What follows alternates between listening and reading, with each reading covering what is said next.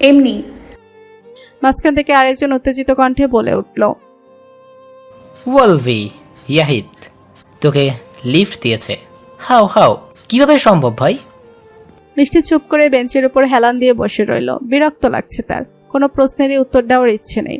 এর মাঝেই ছাগলের 3 নম্বর বাচ্চার মতো নাচতে নাচতে রুমে প্রবেশ করলো নিধি। চোখে মুখে তার খুশির ঝলকানি, কণ্ঠে উত্তেজনা মিশিয়ে এক প্রকার চিল্লাচ্ছে বলতে গেলে, যেন কোনো চাঁদ হাতে পেয়ে গিয়েছে। এমনিতেই সবাই প্রশ্ন করে মাথা খেয়ে দিচ্ছে, আর এখন এখানে এসে ভং ধরেছে। মিষ্টি বিরক্তি কণ্ঠেই বলল, ছাগলের বাচ্চার মতো না লাফিয়ে কি হয়েছে সেটা বল। উত্তেজনায় নিধির মুখ থেকে কথা বের হচ্ছে না। বড় করে দম নিল কয়েকটা। ক্লাসের সবাই এখন মিষ্টিকে রেখে নিধির দিকে তাকিয়ে আছে। নিধি তার কণ্ঠের সমস্ত উত্তেজনা মিশিয়ে হাতের মোবাইল ফোনটা সবার সামনে ধরে বলল, এই দেখ আলফি, ওয়াহিদের সাথে সেলফি নিয়েছি। সবাই বলে এবার নিধিকে চেকে ধরেছে। এদিকে নিধি ব্যস্ত কণ্ঠে সবার উত্তর দিচ্ছে আর খিলখিল হচ্ছে, যেন আলভির ব্যাপারে কথা বলতে আর একটু ক্লান্তি নেই। মিষ্টির বিরক্তির মাত্রা এবার যেন আকাশ ছুঁই। রুক্ষ কণ্ঠে ফোঁসফোঁস করে বলল, একটা সেলফি তুলে এত ঢং করছিস? ওই হাবা গোবার কোলে বসে এসেও তো আমার কোনো ফিল হয় নাই। হাজার ঢং তোরাই জানিস কেবল। সবার চোখের তীক্ষ্ণ চাহনি দেখে মিষ্টির মুখ বন্ধ হয়ে গেল। নিধি আরো এক ধাপ উচ্ছ্বসিত কণ্ঠে বলে উঠল, তুই আলফি ওয়াহিদের কোলে বসেছিস? কেমনে ভাই, কেমনে? আমাকে কেউ বিষ দে, খাইয়া মইরা যাই। ওর কথায় ঝগড়া দিয়ে আরেকজন বলে ওঠে, সত্যি করে বল তো, তোদের মধ্যে কেমিস্ট্রিটা কি? এর মাঝে নিধি আবার জহুরি কণ্ঠে বলে উঠল, আরে থাম, তোরা শুনলেও আলফি ওয়াহিদকে হাবাগোবা বলল। পিক করে হেসে দিয়ে নিধি আবার বলে ওঠে, এমন সুদর্শন সুপুরুষকে তুই হাবাগোবা বলিস? তোর কি আলফি ওয়াহিদের বিশাল সুদর্শন চেহারাটা চোখে পড়ে না? সবার কথায় জর্জরিত হয়ে মিষ্টি মিয়ে গেল। হঠাৎ কারো শক্ত হাতে 5 আঙুল বসে গেল মিষ্টির গালে। মিষ্টি কঠিন চাহনি মেলে সামনে দাঁড়িয়ে থাকা মানুষটাকে দেখলো, তবে কোনো রকম সিনকেট করলো না। ভার্সিটিতে এসে পুরো ঘটনা শোনা মাত্রই জেসি জ্বলে পড়ে গেল। গটগট পায়ে তেড়ে এসে কোনো বাক্য ব্যয় না করে মিষ্টিকে থাপ্পড় দিয়ে বসলো। ভার্সিটিতে কোনো রকম অশৃঙ্খলা করতে চাইল না মিষ্টি, তাই দাঁত চেপে চুপ করে দাঁড়িয়ে রইল। আগে পরিস্থিতি কোন দিকে যায় সেটা দেখা যাক। মিষ্টির নিরাপত্তা দেখে জেসি আরেকটু লাই পেয়ে বসলো। যেই না দেখলি দামি মার্সিডিজ বেঞ্জের গাড়ি, অমনি ছলচাতুরি করে গাড়িতে বসে পড়লি। নিধি রেগে গিয়ে বলে উঠল, আপু, তুমি এভাবে অপমান করতে পারো না মিষ্টিকে। জেসি তেতে উঠল, এই থাম তুই। এইসব 2 পয়সার মেয়েকে আমি খুব ভালো করেই চিনি। কিভাবে বড়লোক ছেলেকে ফাঁসিয়ে গলায় ঝুলে পড়বে সেই ধান্দায় থাকে। মিষ্টি আর সহ্য করতে পারল না। কথাটা সরাসরি তার ব্যক্তিত্বে আঘাত করেছে। সোজা এগিয়ে গিয়ে ঠাটিয়ে চড় মেরে দিল জেসির গায়ে। কাটকাট গলায় বলে উঠল, মুখ সামলে কথা বলুন আপু, তবে আমি ভুলে যাব আপনি আমার সিনিয়র। ক্লাসের সবাই জেসির ব্যবহারে রেগে গেল। মিষ্টিকে তারা খুব ভালোভাবে চিনে। মিষ্টি কঠোর ব্যক্তিত্বের মেয়ে। আজ পর্যন্ত কত ছেলের প্রপোজাল পেয়েছে, কিন্তু পরোয়া করেনি। জেসির অবান্তর কথাগুলো সবার গায়ে লাগছে, কিন্তু কেউ কিছু বলতে পারে না, কারণ জেসি মেয়র আবুল কাদেরের একমাত্র মেয়ে। কলেজে তার র্যাঙ্ক আলাদা, সবাই তাকে ভয় পেয়ে চলে। পান থেকে চুল খসলে তার জল্লাদ বাবা গুন্ডা পান্ডা নিয়ে ভার্সিটিতে হাজির হয়, আর তারই মেয়ের গালে থাপ্পড় বসিয়ে দিল মিষ্টি। ঘটনা অন্যদিকে মোড় নিতে যাচ্ছে ভেবেই নীতি ছুটল হেড অফিসের দিকে। আলভি ওয়াহিদকে বিষয়টা জানানো দরকার। আলভি মাত্র নোটস নিয়ে হেড অফিস থেকে বেরোলো। হঠাৎ ঝড়ের বেগে দৌড়ে এসে পথ আটকালো নিধি। আলভিকে দেখে হাঁপাতে হাঁপাতে বলল, ভাইয়া, আপনার সাথে গুরুত্বপূর্ণ কথা আছে। আলভি বিরক্ত হলো। ভার্সিটিতে এসেছে পর্যন্ত মেয়েটা তার পেছনে পড়েছিল একটা সেলফি তোলার জন্য, এখন আবার কি কারণে এসেছে ভেবে আলভি বিরক্তিতে ভুরু কোটালো। পরে শুনবো, এখন যাও। বলে আলভি সামনে হেঁটে চলে গেল। ভাইয়া, মাদিহার সম্পর্কে কথা ছিল। আর একটি কদম ফেলতে গিয়েও ফেললো না আলভি, স্থির হয়ে দাঁড়িয়ে গেল। আলভিকে থেমে যেতে দেখে নিধির একটু বিশ্বাস হলো আলভির মনে মাদিহার জন্য একটা সফট কর্নার আছে। নিধি আবার দৌড়ে গিয়ে আলভির সামনে দাঁড়ালো। আলভি তার মোহনীয় ওষ্ঠ জোড়া নাড়িয়ে জিজ্ঞেস করলো, কি বলবে বলো। অনুমতি পেয়ে নিধি এক নিঃশ্বাসে ক্লাসের ঘটনা খুলে বলল। নিধির কথা শেষ না হতে আলভি বড় বড় পা ফেলে মিষ্টির ম্যানেজমেন্টের দিকে এগিয়ে গেল। নিধিও ছুটলো তার পেছনে। মনে মনে বড় ঝামেলা রাজ করতে পারল।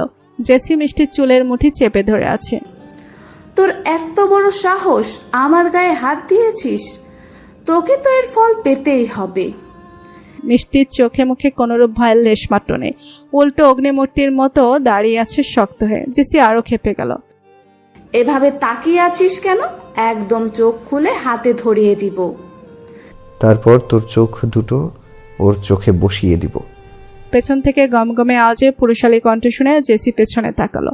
আলভি দুহাত পকেটে ঢুকিয়ে শান্ত হয়ে দাঁড়িয়ে আছে, তবে চোখের দিকে তাকিয়ে জেসি কেঁপে উঠল।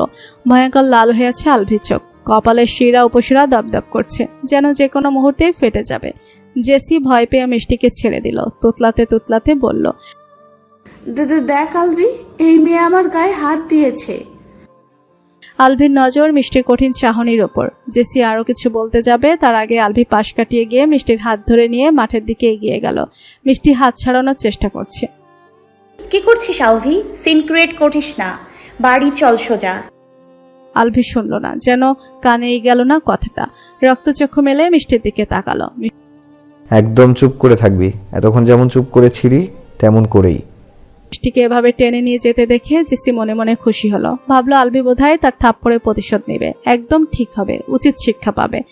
আলভিকে এভাবে মিষ্টির হাত ধরে দাঁড়িয়ে থাকতে দেখে ভার্সিটির মাঠে আবার ভিড় জমালো।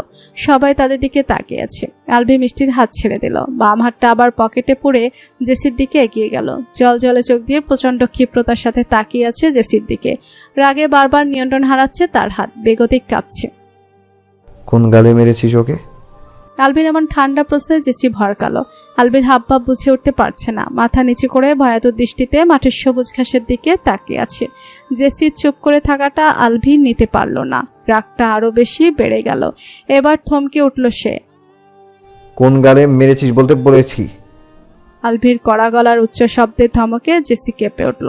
অস্ফুট স্বরে তুতলাতে তুতলাতে বলল, বাবা, বাম গালে। ব্যাস বলা কি মাত্র নিজের শক্ত হাতের একের পর এক থাপ্পড় বসাতে লাগলো জেসির গালে। শক্ত হাতের থাপ্পড়গুলো ইস্পাতের ন্যায় কঠিন ঠেকলো জেসির কাছে। তাল সামলাতে না পেরে ছিটকে পড়ল সবুজ ঘাসের উপর। আলভি তবুও তৃপ্তি পেল না, ঝুঁকে গিয়ে জেসির চুলের মুঠি চেপে ধরলো সেম ভাবে। মিষ্টি আর চুপ করে থাকতে পারলো না, ছুটে গিয়ে আলভির হাত ছাড়ানোর চেষ্টা করলো। আলভি ছাড় বলছি, অনেক হয়েছে। আলভি কানে নিল না মিষ্টির কথা, চুলের মুঠি ধরে টেনে তুললো জেসিকে, দাঁতে দাঁত চেপে বলল, তুই জানিস কার গায়ে হাত তুলেছিস? আমার আত্মাকে, আমার বেঁচে থাকার সত্তাকে, আমার ভালোবাসার আলিঙ্গনে যাকে আমার ছুতে ভয় করে, পাছে না ব্যথা লেগে যায়, সেই মানুষটাকে তুই আঘাত করেছিস। মন চাইছে তোর হাত ভেঙে গুড়িয়ে দেই। জেসি ভীত সন্ত্রস্ত অবাক চোখে তাকিয়ে আছে আলভির দিকে। সাথে পুরো মাঠের শিক্ষার্থীরা মনোযোগ দিয়ে শুনছে আলভির কথাগুলো। কেউ কেউ ফিসফিস করছে, এই মেয়ের কি ভাগ্য, আলভি ওয়াহিদ তাকে এত ভালোবাসে। আরে আরে, মাধিয়ার তো চাঁদ কপাল, আলভি ওয়াহিদের এত গভীর ভালোবাসার মালকিন একমাত্র সে। বুঝতে পারছিস কতটা ভালোবাসলে এইভাবে ভালোবাসার মানুষের অপমান শান্ত থেকে খেপা বাঘ হয়ে ওঠে? সত্যি রে, মাধিয়া কত লাকি, এমন প্রেমিক পুরুষের ভেজালহীন খাঁটি বিশুদ্ধ ভালোবাসা পেয়েছে। চারিদিকের কথা কানে যেতেই লজ্জায় গরম হয়ে গেল মিষ্টির কান। জেসিকে ছেড়ে দিয়ে আলভি সবাইকে উদ্দেশ্য করে বলল, মাহিরা রহমান মিষ্টি আমার কাগজে কলমে রেজিস্ট্রি করা একান্ত ব্যক্তিগত সম্পত্তি। আমার মরুভূমির ন্যায় খরাময় জীবনে এই মেয়েটা এক ফালি সুখের ছোঁয়া। ওকে আমি আমার সবটুকু অনুভূতি মিশিয়ে ভালোবাসি, ঠিক যতটা ভালোবাসলে হাসতে হাসতে নিজের জীবনটাকে উৎসর্গ করে দেয়া যায়, ঠিক ততখানি ভালোবাসি। আমার সম্পত্তির দিকে হাত বাড়ানো তো দূরের কথা, চোখ তুলে তাকানোর সাহস দেখালে তার কলিজাটা ছিঁড়ে হাতে ধরিয়ে দেব। পুরো মাঠে শিক্ষার্থীরা মুগ্ধতা জমিয়ে স্মৃতিবন্দী করলো আলভির ভালোবাসার পাগলপানা প্রলাপগুলোকে। আহা, পুরুষ মানুষের এমন ভয়ঙ্কর ভালোবাসা পাওয়ার ভাগ্য কয়জনের থাকে। তানজিলের মেজাজ বিগড়ে আছে। সকাল সকাল সোমা কামড়াকামড়ি করে মুডটাই নষ্ট করে দিয়েছে। নিজের পার্সোনাল ফ্ল্যাটের একটি রুমে পায়ের উপর পা তুলে বসে আছে সে।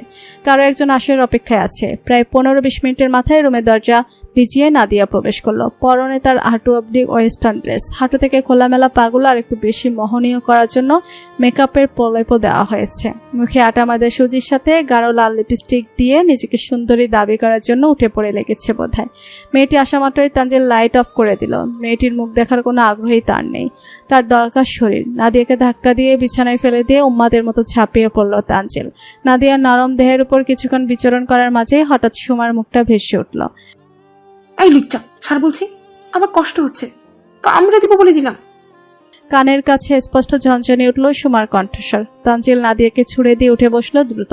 ঘরে লাইট অন করে সূক্ষ্মভাবে নাদিয়াকে দেখলো। তানজিলের এমন ব্যবহারে নাদিয়া হকচাকালো। বেডশিটটা গায়ে জড়িয়ে নগ্ন শরীর ঢেকে উঠে বসলো। কি হয়েছে তানজিম, উঠে গেলে কেন? নাদিয়ার কথায় তানজিলের ধ্যান ভাঙলো। ছে, এই শাকচুনি কখনোই আমার কাকতাড়ুয়া হতে পারে না। কাকতাড়ুয়া? মুস্কি হাসলো তানজিল। আমার শ্যামকালো বালিকা বধূ, আমার কাকতাড়ুয়া শুধুমাত্র আমার। হঠাৎ করে মনে অন্য ভাবনার উদয় হলো। কি হলো আমার? এই মেয়ে কি কোনো জাদু জানে, নাকি বশীকরণের মন্ত্র জানে? কেন খেয়ালে বেখেয়ালে শুধু তারই ছবি ভেসে ওঠে মানসপটে? আহামরি কি আছে ওর মাঝে? কেন এই শ্যামকালো মেয়েটিকে তার চোখ দুটো একটু বেশি প্রশংসা করে? ওর চেয়ে হাজার গুণ সুন্দরী বিছানায় আসে তার, তবে কেন ওই মায়াবতীর জন্যই বক্ষপিঞ্জরায় টান উপলব্ধি হয়? লাইট অফ করো তানজিল, মুড নষ্ট করো না। নাদিয়ার কথায় তানজিল হুঁশে ফিরল। পকেট থেকে মোটা টাকার বান্ডেলটি নাদিয়ার মুখে ছুঁড়ে গম্ভীর কণ্ঠে বলল, টাকা গুনে সোজা বাড়ি ফিরে যা। ওয়াটসন বাংলাদেশে এসেছে 1 সপ্তাহের বেশি হতে চলল। ওবায়দুল অনেক চেষ্টার পরেও কিছুতেই মিষ্টির নাগাল পাচ্ছে না বললে ভুল হবে। আলভি পেতে দিচ্ছে না। বারবার কোনো না কোনোভাবে মিষ্টির পাশে ঢাল হয়ে দাঁড়িয়েছে। এদিকে ওয়াটসন বেশ রেগে আছে। ওয়াটসন রেগে যাওয়া মানে তাদের কালো ব্যবসার অবনতি ঘটা, তাই কোনোভাবেই ওয়াটসনকে রাগানো যাবে না। এদিকে আবির হাত কেটে বসে আছে। ধুরন্ধর এই মেয়ে এমন ভয়ঙ্কর একটা কাজ করে ফেলবে সেটা কল্পনায়ও আনেনি। তবে আবিরের সাথে কর্মকাণ্ডের রেশ পেয়ে ওবায়দুল মিষ্টিকে বাগে আনতে চেয়েছিল, কিন্তু আলভি ব্যাপারটাকে খুব সাবধানে হ্যান্ডেল করে নিয়েছে। আলভির কাজগুলো বরাবরই এমন নিখুঁতভাবে কাজ করে যেন দ্বিতীয় কেউ ভুল করার সাহস না পায়। তাই এবার আটঘাট বেঁধেই মাঠে নেমেছে, যেন আলভি কিছু করার সুযোগ না পায়। ওবায়দুল ওয়াহিদ মুখে বাঁকা হাসি টেনে বিড়বিড় করল, তোর ভালোবাসাই হবে তোর মৃত্যুর কারণ। রাস্তা থেকে কুড়িয়ে এনে কার না কার জারদ সন্তানকে আলভি ওয়াহিদ বানিয়েছি, অথচ কৃতজ্ঞতা না জানিয়ে আমার পিছনে লেগেছিস। এর পরিণাম খুব ভয়ঙ্কর হবে, খুব ভয়ঙ্কর। তুই ভার্সিটিতে কেন এসেছিস? তুই কেন এসেছিস? আমি এসেছি পড়াশোনা করতে। তবে আমিও তাই। কামড়ে একদম চামড়া তুলে নেব। তুই ভার্সিটিতে পড়াশোনা করতে এসেছিস, এটা আবার আমাকে বিশ্বাস করতে হবে? সোজা সাপটা বললেই তো পারিস আজকে রাতে শয্যাসঙ্গী খুঁজতে এসেছিস। সুমার লাগামহীন কথাবার্তা আগে গায়ে না মাখলো, এখন কেন জানি সুমার কথাগুলো তীরের মতো বিঁধে তানজিলের বুকের মধ্যখানে। এই মেয়ে কি জানে নারীর শরীরের প্রতি প্রগাঢ় আসক্তি দিনকে দিন বিলুপ্ত হচ্ছে তার। এক মায়াভরা হরিণী চোখের মালকিন যে তার সব কাজবারকে বার ভেস্তে দিচ্ছে। এক অজানা আকর্ষণ চুম্বকের ন্যায় অন্য নারীর সান্নিধ্য থেকে টেনে দূরে নিয়ে আসে, কিন্তু তার তো এমন আকর্ষণ চাই না। না চাই মনের মধ্যে হঠাৎ করে উদয় হয় ঘনঘাটা অনুভূতিদের। সে হতে চায় স্বাধীন, যে স্বাধীনতায় কারো হস্তক্ষেপ থাকবে না, কোনো এক নারীর প্রতি আসক্তি থাকবে না। হাজার নারীতে বিভোর হবে প্রতিটি রাত, কিন্তু কিছুই তার কল্পনা মাফিক হচ্ছে না। এই মেয়েটা জীবনে আসার পর সব এলোমেলো লাগছে। এই মেয়ের চেয়ে হাজার গুণ সুন্দরী নারীর কোমল ত্বকের মাদকতাও তার হৃদয় কাবু করতে পারে না। প্রতিটি মেয়ের মধ্যে তার মনটা সুমাকে খুঁজে বেরোয়। হৃৎপিণ্ডটা এই শ্যামকালো মেয়েটির কথা ভেবেই ধুকভুক করতে থাকে অনিয়ন্ত্রিতভাবে। এমন করে তাকিয়ে আছিস কেন? লুচ্চা লুচ্চা চোখ দুটো দিয়ে তো গিলে ফেলবে মনে হচ্ছে। তানজিল আশ্চর্য হলো। এই মেয়ের মুখ দিয়ে কি কখনোই ভালো কথা বের হয় না? জন্মের সময় মুখে মধু দেয়নি নাকি? বিরক্তিতে ঠোঁট কামড়ে ধরল তানজিল। আপনাকে খেয়ে ফেলার প্রশ্নই ওঠে না, বরং দিন দিন আপনি আমার শরীরের মাংস একটু একটু করে কামড়ে খেয়ে ফেলছেন লুচু খালাম্মা। এই, তুই আমাকে লুচু বললি কোন সাহসে? আরে বাপরে, আমি জাস্ট চোখ দিয়ে গিলে খাই বলে আমাকে দিনে 32 বার লুইচা ডাকতে পারিস, আর তুই যে তোর কাইল্লা চেহারার সাদা দাঁত বসিয়ে আমার মাংস খাস, তখন আমারও তো তোকে লুচু বলার রাইট আছে। তোর মতো তো আর ডিরেক্ট লুইচা বলি নাই, সুন্দর করে মার্জিতভাবে লুচু বলেছি। সুমা বোকা বনে গেল। এই ছেলেটাকে কেমন জানি আর আগের মতো রুক্ষ লাগে না। হঠাৎ কয়েকদিনই মতিগতি আলাদা ঠেকছে খুব। তাতে তার কি? এই খারাপ চরিত্রহীন লোকটাকে নিয়ে ভাবতে তার বয়ে গেছে। ভাবনার মাঝেই তানজিল মোটরসাইকেল স্টার্ট দিল। তোকে কি দাওয়াত দিয়ে কোলে এনে বসাতে হবে? কড়া রোদ পড়েছে, আমি বাসার দিকে যাচ্ছি, উঠে বস। সোমা আকাশের দিকে তাকালো। সূর্যের তাপে বেশিক্ষণ চেয়ে থাকতে পারল না। চোখ দুটো ঝিমিয়ে বন্ধ হয়ে গেল আপনা আপনি। প্রচুর রোদের কারণে মাঠে থেকেও গরমের উত্তাপ বের হচ্ছে। ব্যবসা গরমে ভিজে উঠেছে সোমার জামার পিঠের অংশটুকু। বাসন্তী রঙের জামাটা ভিজে ওঠার কারণে স্পষ্ট হয়েছে কালো রঙের অন্তর্বাস। তানজিলের শকুনি নজর সেইখানটায় আটকে গেল। তবে সাথে সাথেই চোখ নামিয়ে নিল। এ প্রথম এমনটা হলো। এ প্রথমবার কোনো নারী দেহের মোহ সে নিঃসংকোচে এড়িয়ে গেল। অথচ সেই নারীর জন্যই তার মনে শত শত আবদ্ধ অনুভূতির জন্ম নিচ্ছে প্রতিনিয়ত। সামলে রাখতে হিমশিম খাচ্ছে, তবুও খুব যত্ন করে আগলে রাখছে অনুভূতিগুলোকে। মাঝে মধ্যেই নিজের মধ্যে থাকা ডেভিল সত্তা বলে ওঠে, কি দরকার মিছিমিছি অনুভূতির জন্ম দেওয়ার? ও তো তোর বউ, তোর সম্পত্তি, তোর যেভাবে ইচ্ছে ভোগ করতে পারবি। তখনই তার হৃদয় বলে অন্য কথা। হৃদয় খালি মনে প্রাণে চায় জয় করে নিতে, ভালোবাসা দিয়ে জয় করে নিতে। নিষিদ্ধ অনুভূতিগুলোকে করে নিতে চায় শুদ্ধ, আঘাত করে নয়, ভালোবেসে একই রকম অনুভূতির জন্ম দিতে চায় সুমার মনেও। আপ্যায়ন করে নিতে চায় নিষিদ্ধ অনুভূতির শুদ্ধতম আঘাতকে। গত কয়েকদিন ধরে আলবি ওয়াহিদ নিজের মধ্যে আলাদা পরিবর্তন লক্ষ্য করছে, কিন্তু কিছুতেই বুঝে উঠতে পারছে না কিছু। শরীরে মাঝে মাঝে অসহনীয় জ্বালা অনুভব হয়, মাথাটা অসহ্যকর যন্ত্রণায় ফেটে যায়। তাই আজ ডক্টর দেখাতে এসেছে। মনে মনে কোনো দুর্বিষহ রোগের আশঙ্কা করছে আলবি। ডক্টরের রিপোর্ট হাতে না পাওয়া অবধি স্বস্তি নিতে পারছে না। চিন্তায় যেন আরো বেশি অসুস্থ লাগছে। নিজের জন্য নয়, মিষ্টির জন্য। তার কিছু হয়ে গেলে মিষ্টির বিপদে পাশে দাঁড়ানোর মতো কেউই যে থাকবে না। সমস্ত নীরব চিন্তার অবসান ঘটিয়ে ডক্টর তাকে ডেকে পাঠালো। চেম্বারে প্রবেশ করতেই ডক্টরের ফ্যাকাশে মুখবির দেখে আলবির বুকটা ছেদ করে উঠল। দেখো আলবি বাবা, তোমার সিনড্রোমের কথা শুনে আমি সন্দেহবশত অনেকগুলো টেস্ট করিয়েছি, কিন্তু আমার লাইফে আমি এই প্রথমবার এমন রেয়ার কেস দেখছি। ডক্টর মোতালেবের সাথে আলবির খুব ভালো সম্পর্ক। সেই সুবাদেই যে কোনো সমস্যায় তার কাছে আসা হয়। কিন্তু ডক্টর এই মুহূর্তে যে কথাটা বলল তাতে আলবির গলা শুকিয়ে এলো। মনে মনে ভেবেই নিল হয়তো তার মরণ ব্যাধি হয়েছে। চোখের সামনে আবারও মিষ্টির মুখটা ভেসে উঠল। তুই নিশ্চয়ই খুব খুশি হবি মিষ্টি, অবশেষে বুঝি আমার মৃত্যুর সময় ঘনিয়ে এসেছে। মনে মনে ভাবলো আলবি। নিজেকে সামনে নিয়ে ডক্টরকে উদ্দেশ্য করে বলল, আঙ্কেল, আমার ঠিক কী রোগ দেখা দিয়েছে? আমার হাতে আর কতদিন সময় আছে? কথাগুলো বলতে গিয়ে গলা ধরে এলো যেন। কেমন লাগে যদি কোনো মানুষ আগে থেকেই জানে যায় কয়েকদিন পর তার মৃত্যু হবে। আহ আলবি, ঘাবড়ানোর কিছু নেই। তোমার ঠিক কী রোগ হয়েছে আমার জানা নেই। তোমার রক্তকণিকায় আলাদা ডিএনএ পাওয়া গিয়েছে। সমস্ত শিরা উপশিরায় প্রবাহিত রক্তের মধ্যে এক ধরনের রিয়ার বিষ পাওয়া গিয়েছে, যাকে আমরা সাধারণ ভাষায় বিষ রক্ত বলি। আমার হিস্টোরিতে আমি এমন ঘটনা আগে কখনো দেখিনি। চিন্তার বিষয়, এত পরিমাণ বিষ তোমার শরীরে প্রবেশ করলো কিভাবে? ডক্টরের কথা শুনে আলভি আরো বেশি ভেঙে পড়ল। আল্লাহ তার কাছ থেকে বেঁচে থাকার সময়গুলো হয়তো খুব শীঘ্রই কেড়ে নেবেন। এ জীবনে হয়তো আর মিষ্টিকে আপন করে পাওয়া হবে না, আর হয়তো সত্যিটা বলার সময় পাবে না। সুমার জন্য প্রায় 20 মিনিটের মতো অপেক্ষা করে দাঁড়িয়েছে মিষ্টি। সে তো তার জানে না সুমাকে তানজিল তার সাথে নিয়ে গিয়েছে, আর সুমাও মিষ্টিকে বলে যাওয়ার কথা ভুলে গিয়েছিল। ফলস্বরূপ এখন মিষ্টি কড়া রোদে তার অপেক্ষায় দাঁড়িয়ে আছে। হঠাৎ মিষ্টি রাস্তার ওপারে সবুজ রঙের কামিজ পরিহিত একটা মেয়েকে দেখতে পায়। মেয়েটি পেছন ঘুরিয়ে কারোর সাথে কথা বলছে, তবে পেছন থেকে দেখে মিষ্টির কেমন যেন চেনা চেনা লাগলো। তীক্ষ্ণ দৃষ্টিতে চেয়ে আছে মিষ্টি। মেয়েটি লোকটার সাথে কথা শেষ করে ঘুরে দাঁড়ায়। মিষ্টি সরাসরি দেখতে পায় মেয়েটির মুখ। 10 বছর আগের সেই মিমের সাথে মুখের আদলটা মিল আছে। তাছাড়া সবকিছুই পরিবর্তন হয়েছে। শরীর, স্বাস্থ্য, উচ্চতা সবকিছু মিলিয়ে পারফেক্ট যুবতী নারীতে পরিণত হয়েছে। চোখের পলকে মিম একটি রিক্সা উঠে বসলো। মিষ্টিও আর দেরি করলো না, দৌড়ে গিয়ে আরেকটি রিক্সা ডেকে নিচে উঠে পড়লো। মিমকে ফলো করতে শুরু করলো। মিমের রিক্সাটা গন্তব্যে এসে থামলো। রিক্সার ভাড়া মিটিয়ে ভেতরে চলে গেল মিম। পেছন পেছন মিষ্টিও চলে এলো। ভাড়া মিটিয়ে মিমকে ফলো করে ভেতরে প্রবেশ করতেই গা গলিয়ে এলো। কেমন বিশ্রীভাবে কতগুলো মেয়ে নিজেদেরকে মোহনীয়ভাবে সাজিয়ে রেখেছে। শাড়ির প্রতিটি ভাঁজে নিজেদের শরীরের স্পর্শগত জায়গাগুলো উন্মুক্ত করে রেখেছে। মনে মনে বিড়বিড় করলো, তার মানে তুই পতিতলায় থাকিস? হঠাৎ ঘাড়ের উপর কারো হাতের স্পর্শে কেঁপে উঠল মিষ্টি। ভর দুপুরে প্রচন্ড গরম এবার যেন তাকে বেশ কাবু করে ফেলেছে। তরতর করে ঘামতে শুরু করেছে সে। তৃষ্ণায় গলা শুকিয়ে গিয়েছে। 12 কয়েক শুকনো ডোক গিলে পেছন ফিরে তাকালো মিষ্টি। মিষ্টি, তুই বেঁচে আছিস? মিমের অবাক কণ্ঠস্বর। আমারও তো একই প্রশ্ন। সেদিনের পর তুই কিভাবে বেঁচে আছিস? মিম আচমকাই মিষ্টিকে জড়িয়ে ধরে ফুফিয়ে কান্না করে দিল। এতগুলো বছর পর ছোটবেলার প্রাণপ্রিয় কত শত স্মৃতি জড়ানো বান্ধবীকে পেয়ে মিষ্টি আবেগপ্রবণ হয়ে গেল। নিজের দুহাতে মিমকে আঁকড়ে ধরে চোখের জলের সাথে বিসর্জন দিল কিছু কষ্ট। মিম কাঁদতে কাঁদতে বলল, কে বলেছে আমি বেঁচে আছি মিষ্টি?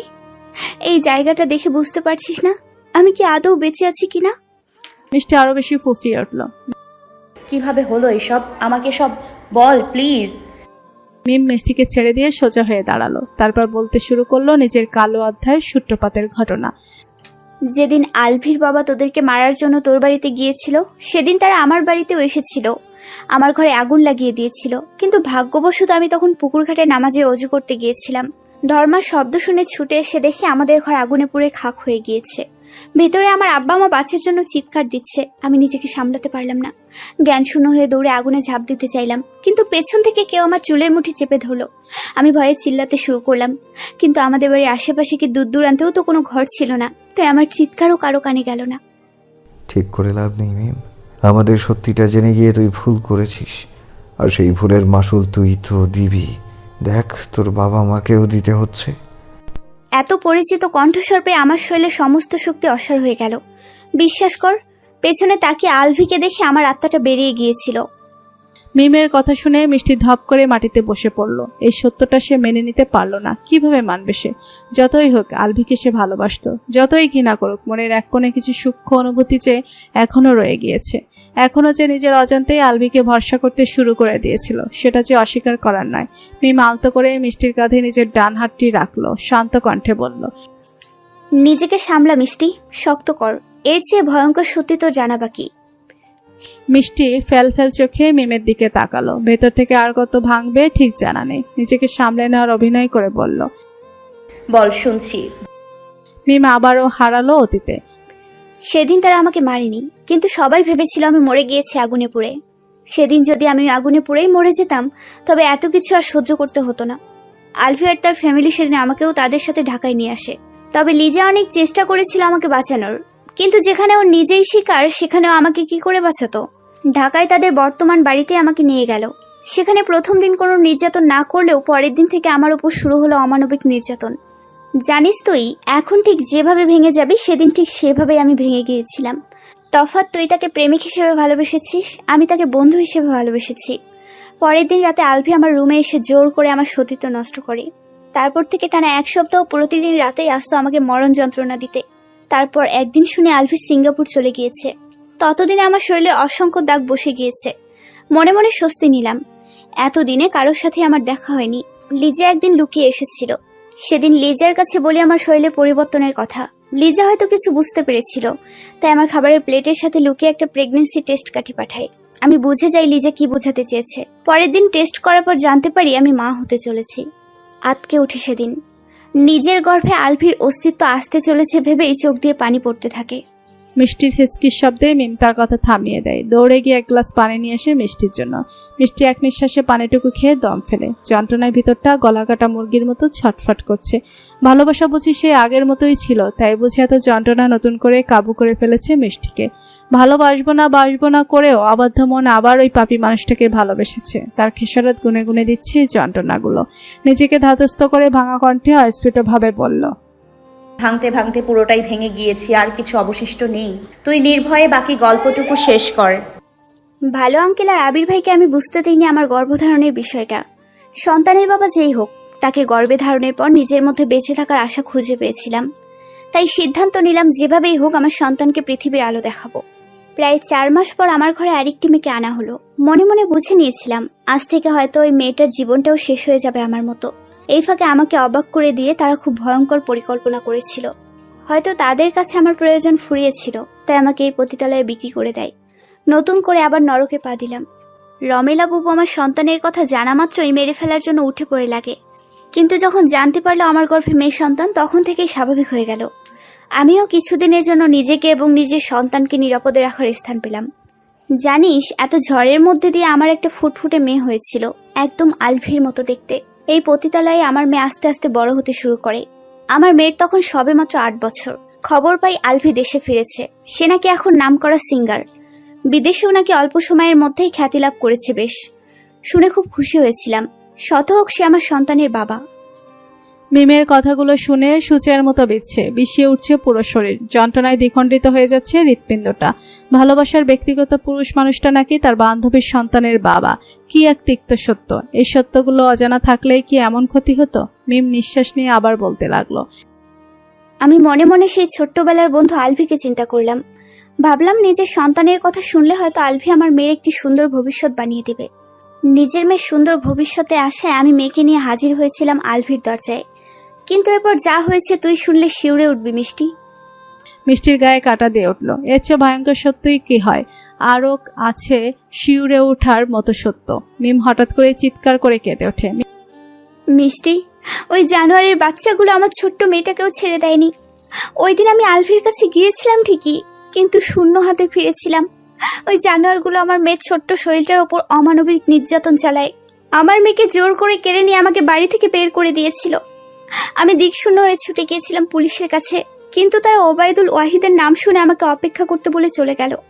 আমি পাক্কা 4 ঘন্টা অপেক্ষা করেছিলাম, কিন্তু যখন দেখলাম পুলিশ কোনো কিছুই করছে না, ধৈর্য হারিয়ে ছুটে গেলাম আলভির বাড়িতে। কিন্তু সেইখানে গিয়ে দেখি পুলিশ অফিসার আলভির সাথে কুশলাতি করে বের হচ্ছে। আমাকে সামনে দেখে অপ্রস্তুত হয়ে গিয়েছিল, কিন্তু সাথে সাথে চেহারা কঠিন করে অফিসার আমাকে বলল সে নাকি আমার কথা শুনে তদন্ত করতে এসেছিল, কিন্তু তেমন কিছুই পাইনি। আমার মাথায় আকাশ ভেঙে পড়েছিল, আমি জ্ঞান হারিয়ে পড়ে গেলাম। চোখ খোলার পর নিজেকে সেই পতিতালয়ের ছোট্ট পরিচিত রুমটাতে আবিষ্কার করলাম, কিন্তু ততক্ষণে আমার বুক শূন্য। মিম আবারও মিষ্টিকে জড়িয়ে ধরে চিৎকার করে কেঁদে উঠল। আমি আমার মেয়ের লাশটাও পাইনি মিষ্টি। আমি আমার মেয়েকে শেষবারের মতো ছুঁয়ে দেখতে পারিনি।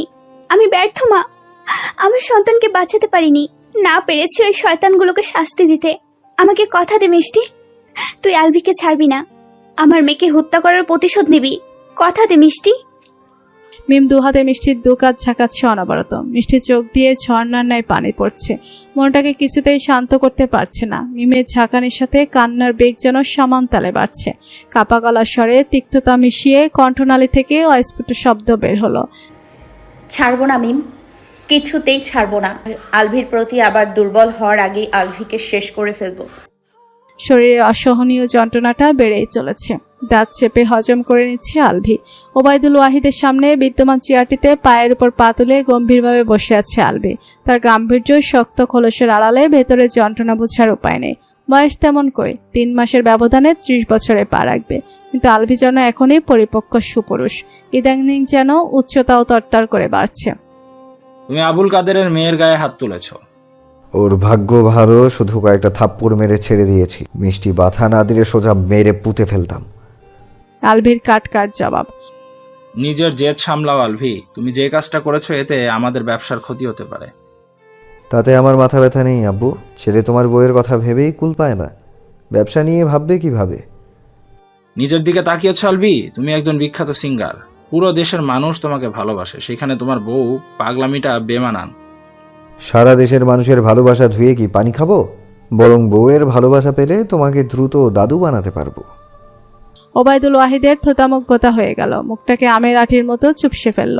এই নির্লজ্জ বেহায়া ছেলের সাথে কথা বলাটাই অন্যায় হয়েছে তার। বাবার নীরবতা দেখে আলবি আবার বলে উঠল, চেহারা এমন ভাব করছেন যেন ভাজা মাছটা উল্টে খেতে জানো না, অথচ যতগুলো মেয়ের ইজ্জতে হাত দিয়েছ, সেফটি না নিলে সবগুলাই এখন অগণিত বাচ্চার মা হতো, আর তুমি হতে অগণিত বাচ্চার বাবা, যাকে বলে জাতির বাবা। গুণধর ছেলের মুখে নিজের চরিত্রের সার্টিফিকেট পেয়ে ওবায়দুল ওয়াহিদ আরেকটু মেয়ে গেল। মনে মনে বিড়বিড় করে, এই ছেলের বাবা বোধহয় আমার চেয়েও বেশি নির্লজ্জ ছিল, তাই তো এই ছেলে নির্লজ্জ বাবার ওয়ান হয়েছে। আলভি আর বসে থাকতে পারল না। যন্ত্রণায় শরীর অসাড় হয়ে আসছে। শরীরের হাড়গুলো যেন যন্ত্রণায় মচমচ করে ভেঙে যাচ্ছে। শরীরের প্রত্যেকটা রগ যেন ফেটে যাচ্ছে। ধাপ করে চেয়ার থেকে উঠে দাঁড়ালো আলভি। আমি আসছি বলেই হনহনিয়ে বেরিয়ে গেল কক্ষ থেকে। স্মৃতি আলভির কাজিন, হাওয়া বেগমের বোনের মেয়ে, খালার বাড়িতে বেড়াতে এসেছে। আলভি তানজিলা স্মৃতির সমবয়সী। ছোট থেকে আলভির প্রতি তার ভালো লাগা কাজ করত। সে ভালো লাগা ধীরে ধীরে কখন যে ভালোবাসায় রূপ নিল সে বুঝতে পারেনি। সুমার সাথে তার পূর্ব পরিচয় না থাকলেও মিষ্টিকে সে ভালো করে চিনে। চিনবেই না কেন? এই মিষ্টির জন্যই তো আলভি তার দিকে ফিরেও তাকায় না। আলভিকে কাছে পাওয়ার জন্য কত কিছুই না করেছে, কিন্তু আলভি সেই এক নারীর মোহ ছাড়তে পারল না আজ পর্যন্ত। আলভির 14 পুরুষের চরিত্র সম্পর্কে জানা আছে। তারা ভেবেছিল একই রক্তে শরীরে নারী শরীরের মোহ এড়িয়ে যেতে পারবে না কিছুতেই। তাই প্ল্যান করে একদিন নিজেকে মোহনীয়ভাবে সাজিয়ে আলভির কাছে গিয়েছিল। অশ্লীল অঙ্গভঙ্গি করে আলভিকে ইমপ্রেস করতে চেয়েছিল, কিন্তু আলভি সেদিন তার শক্ত হাতের 5 আঙুলের থাপ্পড় বসিয়ে দিয়েছিল স্মৃতির গালে। সাথে সাথে ঠোঁট ফেটে রক্ত বেরিয়ে গিয়েছিল। এক থাপ্পড়ে টানা 1 সপ্তাহ জ্বরের ঘরে ছিল সে। আলভি সেদিন ক্রোধিত কণ্ঠে বলেছিল, ভবিষ্যতে কখনোই আমার চোখের সামনে পড়বি না, না হলে এর চেয়ে খারাপ অবস্থা করে দিব। এই বুকে মিষ্টি ছাড়া আর কারো বিন্দু পরিমাণ স্থান নেই, কথাটা মাথায় ঢুকিয়ে নে। সেদিন আলভির কড়া ধমকে বলা কথাগুলো শুনে স্মৃতি বুঝে গিয়েছিল আলভিকে কোনো মেয়েই বাগে আনতে পারবে না, কারণ আলভি মিষ্টিতে আসক্ত। সুমার সাথে বসে গল্প করছে স্মৃতি। এসে থেকেই সুমার সাথে ভাব জমিয়েছে। মেয়েটা এত বেশি কথা বলতে পারে বলার বাহিরে, যেন মুখে ধান দিলেই সাথে সাথে খই ফুটে। স্মৃতি 1 ঘন্টা ধরে বসে বসে সুমার বকবকানি শুনছে, মাঝে মধ্যে হো হা বলছে।